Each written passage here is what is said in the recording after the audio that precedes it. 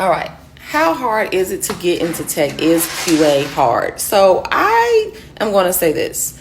One, do you feel that you're technical savvy? Do you feel that you are detail oriented? Do you feel that you like to dive deep into things?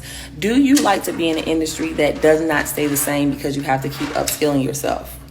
If that's you, then this could be for you.